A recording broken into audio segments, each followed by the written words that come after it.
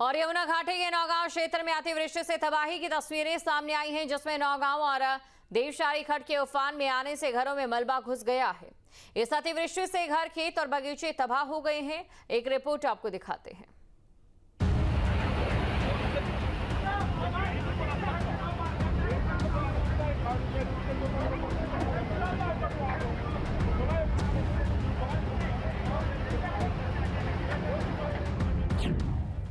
उत्तरकाशी में फिर बरसी आसमानी आफत।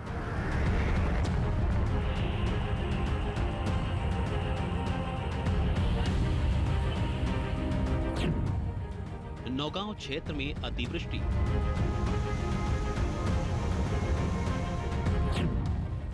अतिवृष्टि से घर, खेत, बगीचे तबाह।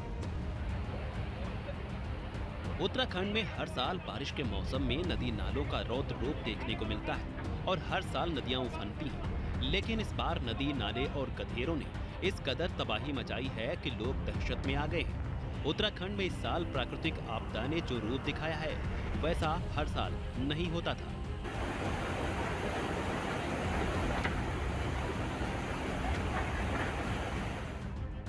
उत्तरकाशी में एक बार फिर आसमानी आफत बरसी। यमुनोत्री नेशनल हाईवे से लगे नौगांव बाजार क्षेत्र में शनिवार को अतिवृष्टि ने काफी तबाही मचाई।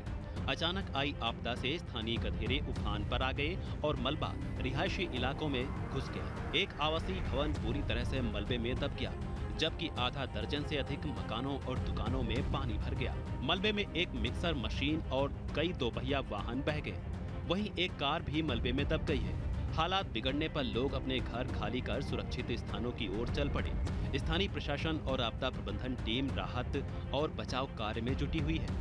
नौगांव के बीच बहने वाला नाला अतिवृष्टि के कारण उफान पर आ गया, जिसके चलते कई दुकानों और घरों में पानी घुस गया और सड़कों पर खड़े वाहन भी बहते नजर आए। हालांकि नौगांव में अतिवृष्टि की घटना के बाद एसडीआरएफ ने सर्च ऑपरेशन शुरू कर दिया। वहीं उत्तराखंड के सीएम पुष्कर सिंह धामी ने अतिवृष्टि की सूचना मिलते ही जिलाधिकारी से फोन पर बात की और हालातों की जानकारी ली। साथ ही प्रभावित लोगों को सुरक्षित स्थानों पर पहुंचाने के साथ हर संभव मदद करने के भी निर्देश दिए। उन्होंने सोशल मीडिया प्लेटफॉर्म एक्स पर पोस्ट कर इसकी जानकारी भी शेयर की। नौगांव खड्ड और देवशारी खड्ड उफान में आने से किसानों की कई हेक्टेयर उपजाऊ भूमि और सेब बगीचों को भी क्षति पहुंची है। पीड़ित परिवार घरों के अंदर घुसे मलबे को निकालने में लगे हुए हैं। नौगांव जलजले में जनहानि की कोई खबर नहीं है। फिलहाल यमुनोत्री राष्ट्रीय राजमार्ग को सुचारू किया जा रहा है। यमुना घाटी के नौगांव में अतिवृष्टि से काफी तबाही की जो तस्वीरें हैं वो सामने आई है। अभी हम ग्राउंड जीरो पे हैं और बताया जा रहा है कि यहाँ से ऊपर सेवरी फल पट्टी है। सेवरी फल पट्टी में काफी जो अतिवृष्टि है वो हुई है। चलिए मैं आपको तस्वीरें दिखाता हूँ। यहाँ पे कभी एक रेस्टोरेंट यहाँ पे हुआ करता था और ये आप देख सकते हैं डीप फ्रीज है या फिर पानी की बोतल्स जो हैं वो मलबे के जो ढेर में है। आप देख सकते हैं किस तरीके से जो मलबा है, किस कदर यहाँ पे जो नाले का जो रौद्र रूप था वो रहा होगा। आगे की मैं दुकानें आपको दिखाता हूँ कि किस तरीके से यहाँ पे स्कूटी है, स्कूटियों में जो आप देख सकते हैं मलबा फंसा हुआ है। इसके साथ साथ रेस्टोरेंट का ये हिस्सा है। इसके साथ ही अगर हम आगे इसी लाइन पे अगर चलते जाएं तो देख सकते हैं कि किस तरीके से जो दुकानें यहाँ पे हैं, जो दुकानें निर्मित है यहाँ पे, इनके अंदर किस तरीके से मलबा घुसा है। और मैं कोशिश भी करूंगा कि इसके अंदर कितना मलबा आपको मैं भी दिखाता हूँ। हालांकि अभी यहाँ पे ऐसी स्थिति हुई नहीं है। अभी पूरी तरीके से ये दलदल की स्थिति बनी हुई है और देख सकते हैं कि केवल एक रेता ही मलबा बहुत बड़ी मात्रा में यहाँ पे आया है। जो यहाँ पे सामान जो रखा होगा वो पूरी तरीके से दब कर नष्ट हो चुका है। चलिए जो पीड़ित जो लोग हैं, जो यहाँ पे जो पीड़ित जो लोग हैं उनसे हम जानने की भी कोशिश करेंगे कि ये क्या आपका है? ये हाँ जी सर। क्या किस तरीके का मंजर रहा जिस समय सर मंजर तो इतना खतरनाक रहा कि सोच नहीं सकता। मेरी भी उम्र 30 साल होगी, मैंने आज तक कभी देखा नहीं ऐसा, मतलब जो ऐसा ये सब मंजर जो अभी कल हुआ है।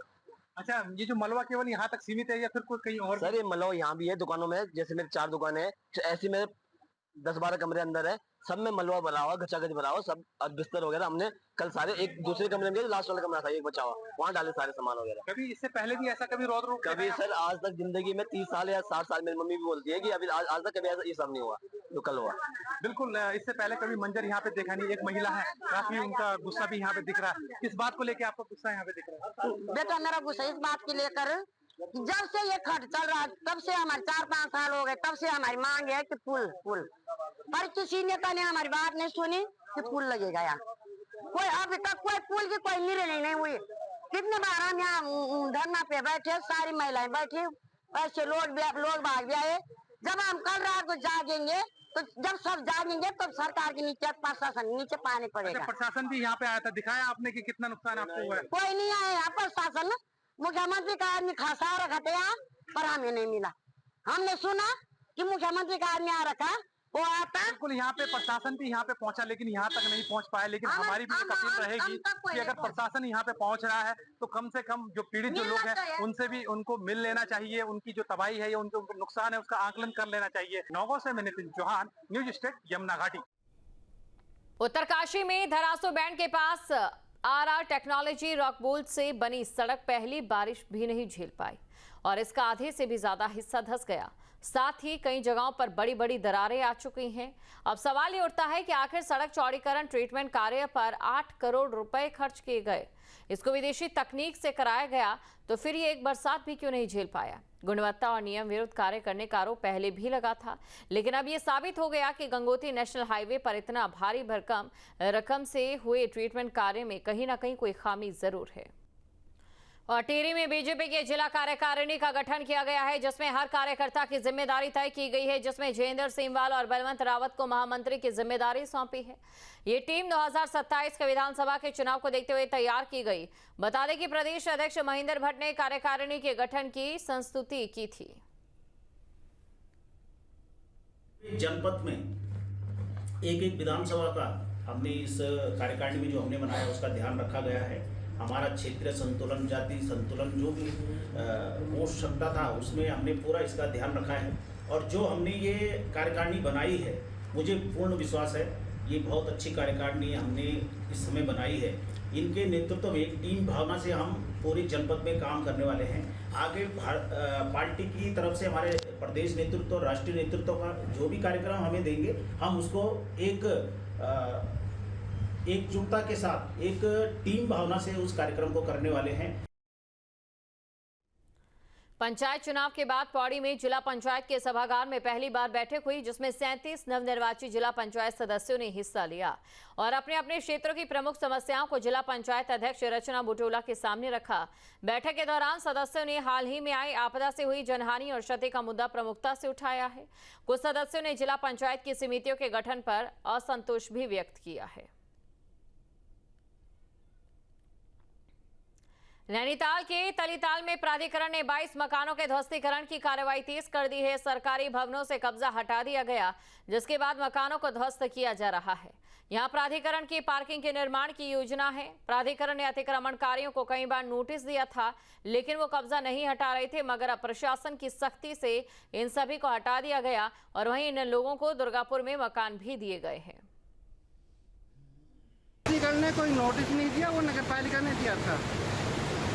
इसमें प्राधिकरण और जो मिले हुए हैं व्यापार मंडल, ये सब मिले के वो हैं करा रहे हैं। पहले हमें नोटिस देते, जैसे नगर यहाँ क्वार्टर में दिए थे, वहाँ ATI के पास प्राधिकरण की कॉलोनी है, वो है, या तो हमें कमरा वहाँ दे देते। बीमार आदमी को ये कह रहे हैं वहाँ जाओ दुर्गापुर।